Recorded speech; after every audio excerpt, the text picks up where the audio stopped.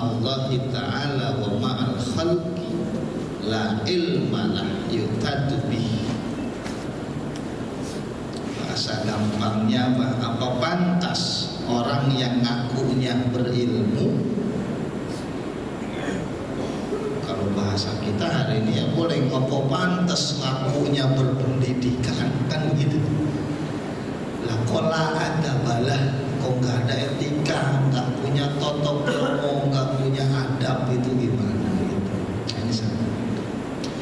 Jadi kata Imam Hasan Al-Basri, ngaku sampean ingin disebut orang berpendidikan, orang berilmu, ya buktikan dengan bahwa kita punya etika, punya adab. Tidak hanya terhadap Allah, tapi juga ma'al khalqi, sama kita.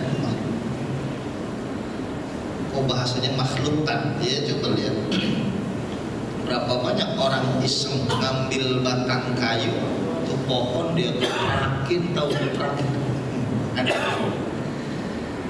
Berapa banyak tembok bersih-bersih, malah dicoret. Misalnya,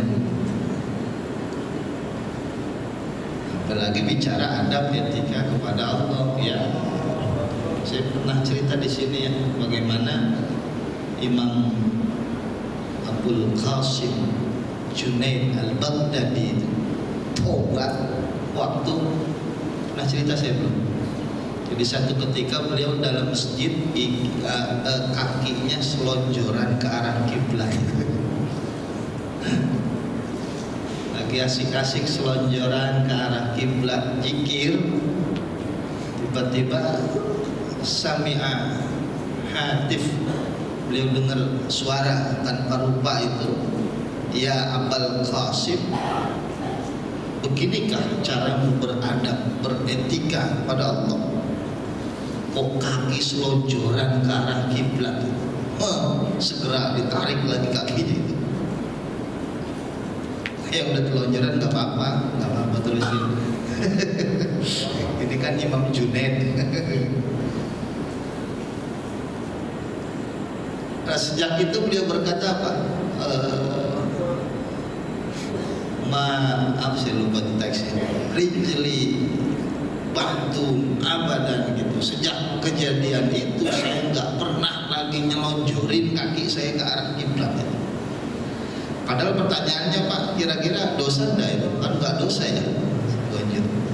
Tapi begitulah taubatul khawas minal ghaflati wa tarki adab wa tarkil adab. Jadi tobatnya orang-orang spesial ya begitu, melakukan kelalaian saja meskipun belum tentu dosa, melakukan adab, meninggalkan sebuah etika adab kepada Allah saja yang padahal belum tentu dosa kayak tadi. Oh sudah merasa bersalah mereka itu tobat. Kalau kita kan kalau bikin dosa baru tobat, itu pun masih apa iya kan gitu. Ada yang udah bikin dosa tenang-tenang saja kan. Sayyidina Umar ibn al-Khattab ketinggalan sholat jamaah asar tobat, padahal ketinggalan sholat berjamaah di masjid. Bukan nggak sholat, bukan. Kalau nggak sholat kan beda cerita. Misalnya begitu. Nah itu orang-orang. Imam Hasan Al-Basri ya tentu sindir kita ini ketika kita mengaku orang-orang berpendidikan, mengakunya orang berilmu, tapi kok gak punya adab, gak punya etika ini gitu. Ya maka man la adabalah la ilmalah. Orang yang gak punya etika, gak punya adab kepada Allah maupun sesama makhluk, apa pantas orang ini ngaku berpendidikan, ngaku berilmu? Nah itu dia yang pertama. Waman la sobarolah.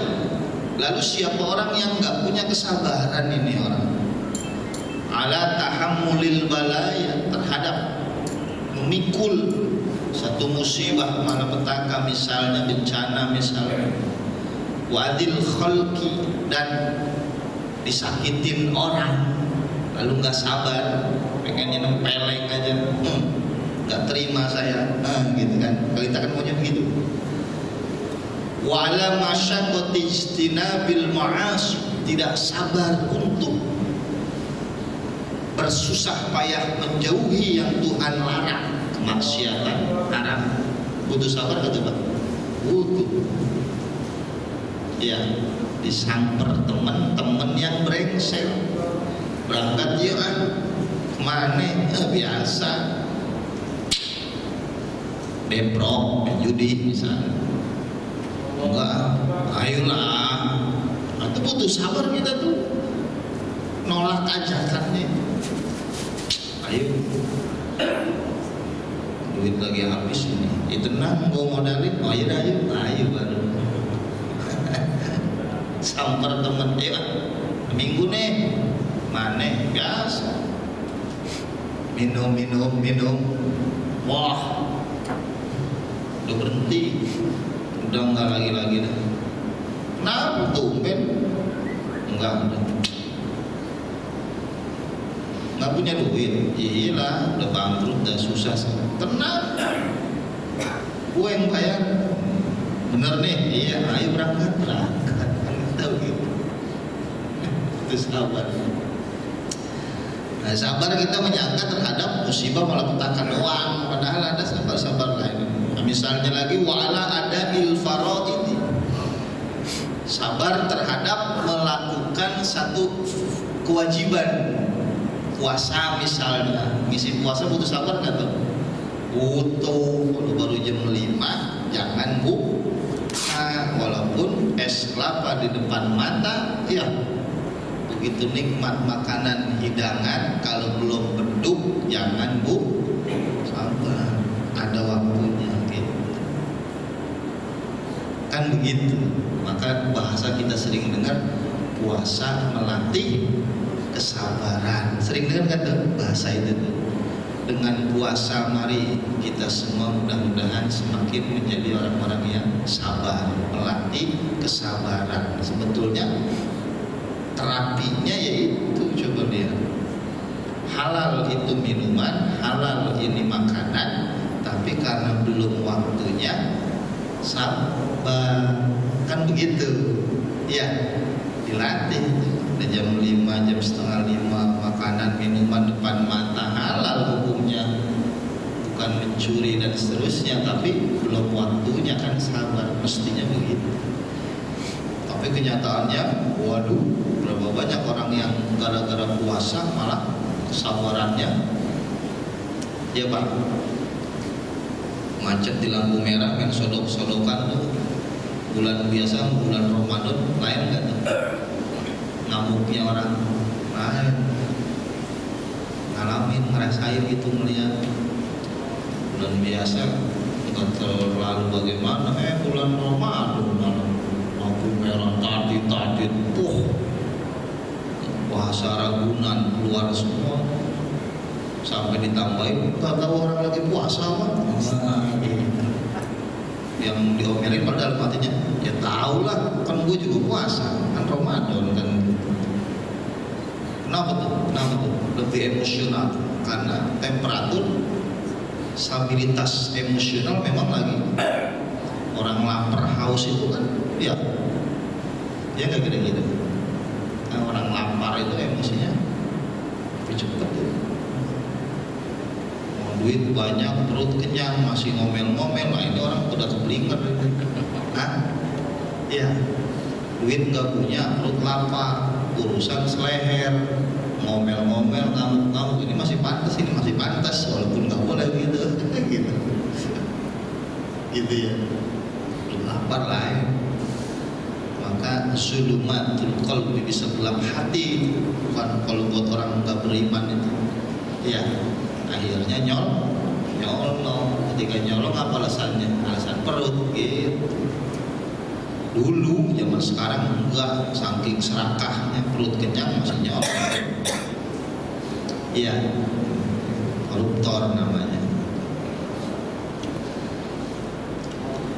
Wa man la sabarolah wala dinalah. Coba, siapa orang nggak punya rasa sabar, apa pantas ngaku beragama? Berat. Kata Imam Hasan Al-Basri tadi yang pertama, orang yang nggak punya etika, apa pantas ngaku berpendidikan, apa pantas ngaku berilmu? Itu sana. Yang kedua, orang yang ngikutin nafsu melulu, nggak punya rasa sabar, sifat sabar, ladina, kayaknya nggak pantas ini orang beragama. Ladina lah yuktadu bihi. Jawaban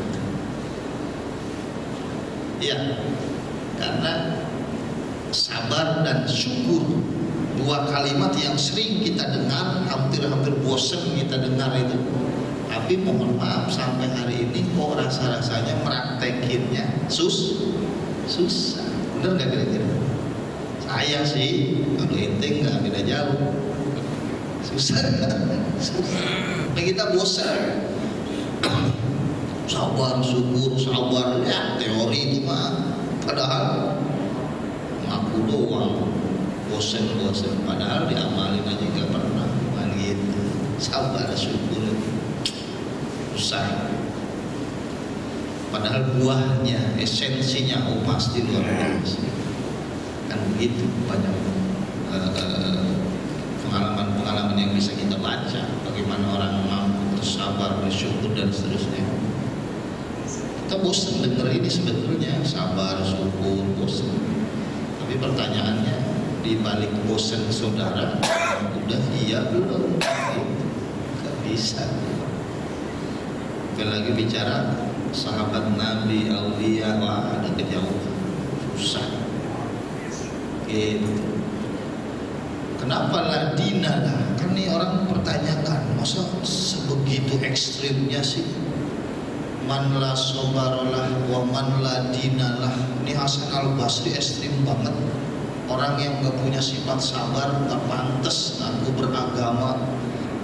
Kejauhan ini seperti sebetulnya dia. Masa yang gak punya sabar gak pantas ngaku beragama, kayaknya berat gitu bahasanya. Ternyata itu yang memang dalam agama konsep sabar syukur selalu menjadi rujukan.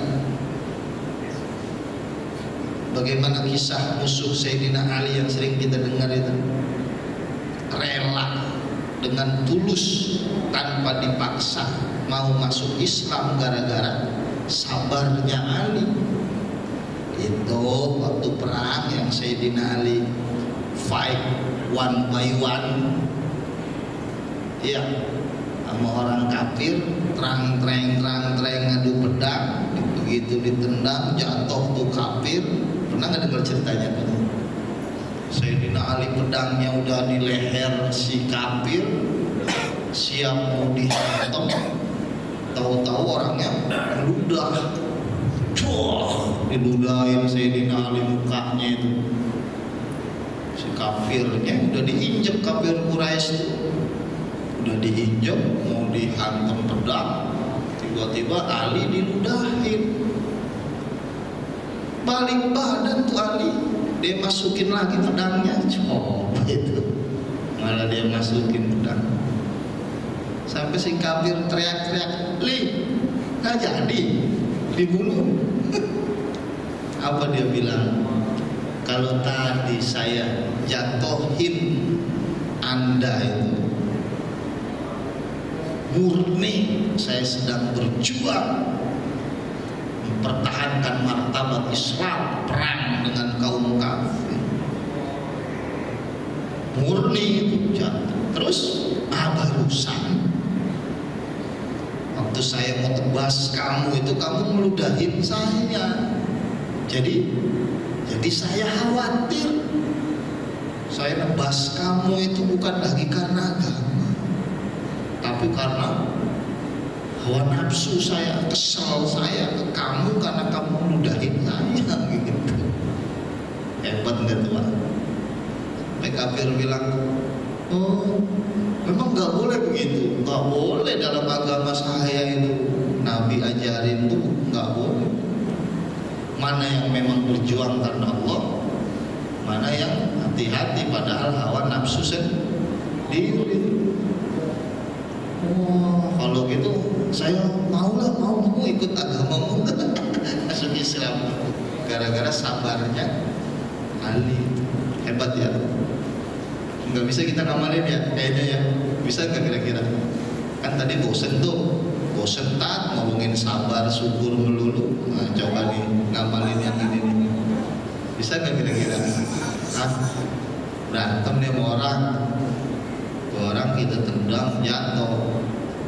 Begitu kita mau injak, kita diludahin muka kita. Kira-kira kita tinggal apa terusin?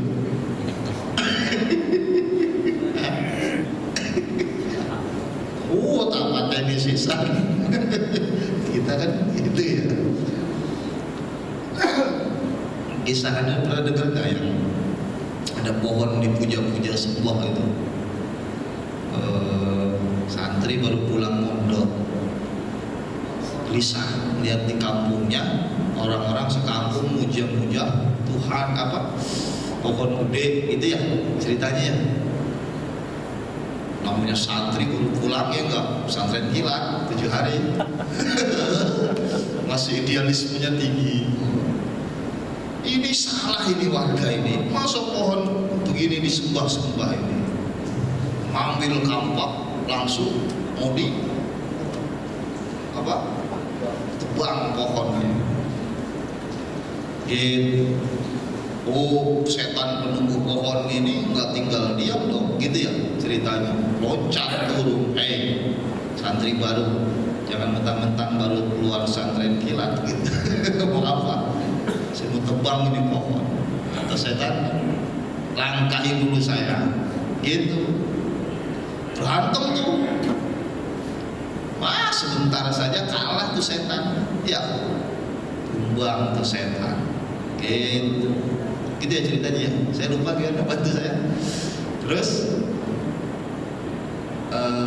begitu mau dimatiin tuh setan gitu ya, mau dibunuh, kata setannya jangan begini, negosiasi itu. Setan kan tukang negosiasi. Kata setan, tolong jangan tebang pohon ini.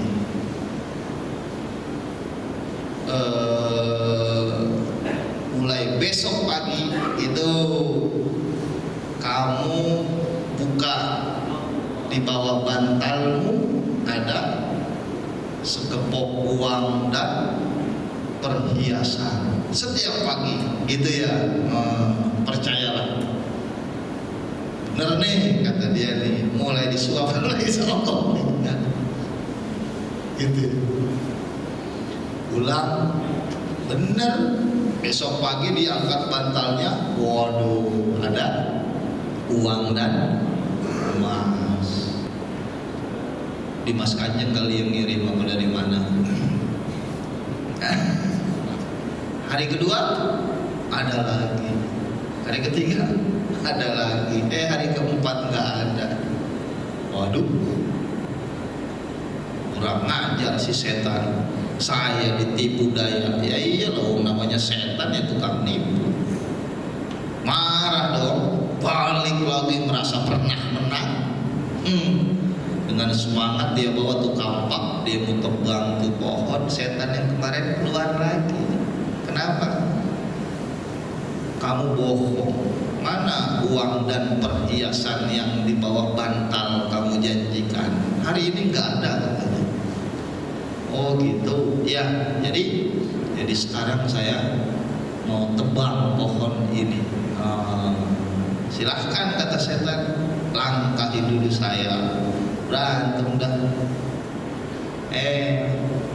Sekarang kalah tuh santri. Gara-gara apa Pak? Niatnya sudah lain ya. Bukan lagi awal itu pertahanan akidah kemusyrikan. Kalau yang kedua gara-gara marah, emas dan uang yang tak ada gitu. Jadi dua perkataan ini saja, iya malu mestinya orang ngaku berpendidikan kok nggak punya etika, nggak punya adab, kata Hasan Al-Basri. Yang kedua, orang ngakunya beragama, melaksanain sholat 5 waktu, puasa Ramadan, umroh, pergi haji, taklim dalam majelis ilmu, semua nuansa agama kental, kok ialah sobaralah, lah ya sobarolah, kok nggak punya sifat sabar sama sekali ya, kan gitu. Nah yang ketiga, pesan Hasan Al-Basri atau sindirannya itu, wa man la wara'alah anil maharimi wasyubuhat la zulfalah ay la martabalah indallah wa la qurbatalah minallahi ta'ala. Wa man la wara'alah, siapa orang yang gak punya sifat warok. Warok itu apa Ustaz? Apik, telaten, hati-hati, anis syubuhat wal maharim, dari perkara-perkara yang jangankan yang haram, yang syubhat saja dia teliti. Gak punya sifat teliti. Orang yang gak punya sifat telaten, hati-hati terhadap haram maupun syubhat, maka kata Hasan Al-Basri, la zulfalah ay la martabalah indallah, ini orang gak punya martabat di sisi Allah, wala qurbatalah minallah, gak ada kedekatan dengan Allah orang begini. Bohong ngakunya, tak korup, selalu mendekatkan diri kepada Allah. Bohong. Orang model begini nih nggak punya martabat katanya. La zulfa, la martabalah, martabatan, nggak punya martabat orang begini. Siapa? Orang-orang yang nggak punya sifat waro. Waro itu apa tadi? Teliti, hati-hati terhadap barang, jangankan yang haram, yang syubhat saja dia hati-hati. Bener dong, terbukti. Bener, ente punya temen 2, yang satu orangnya hati-hati, telaten banget, jangankan yang haram, yang syubhat aja dia masih hati-hati itu. Oh, kita sangat mau tidak mau menghargai dia orang luar biasa. Punya teman yang satu lagi, jangankan yang subhat, samar-samar, yang haram juga hajar aja ke dia, Pak. Ya, hari ini Pak, mumpung sekarang mah jangankan nyari yang halal, nyari yang haram aja susah sekarang. Udah hajar aja, nah gitu kan. Ada fenomena hari ini orang berani ngomong begitu. Zaman sekarang mencari rezeki jangan kate yang halal, yang haram aja susah sekarang mah. Iya, beneran gitu. Iya. Kalau ada duit skoper, saya kasih, mau nggak diambil? Mau nggak? Hah? Enggak lah, kenapa? Takut apa? Takut polisi, bukan takut ini subhan haram, takut Tuhan kita tuh. Takut polisi, tak urusan lagi kan, misalnya begitu. Maka 2 teman ini saja bisa menjadi contoh kita. Yang satu, kita punya teman, jangankan yang haram jelas, yang subhat saja, oh hati-hati dia. Percayalah, kita akan hargai dia, punya martabat orang ini. Yang kedua, kita punya teman sebaliknya, jangan kate yang subhat, yang haram aja dia hajar-hajar aja. Nah, kita mulai nggak respect nih orang nggak bener gitu. Maka Imam Hasan Al-Basri bener, beliau ngomong 3 hal ini. Satu, mari kita simpulkan, apa pantas orang ngakunya sebagai orang berpendidikan, berilmu, tapi kok nggak punya etika, nggak punya adab? Meskipun butuh pembahasan, adab itu apa, etika itu apa, kan begitu. Yang kedua, apa pantas orang ini ngaku beragama sifat sabarnya.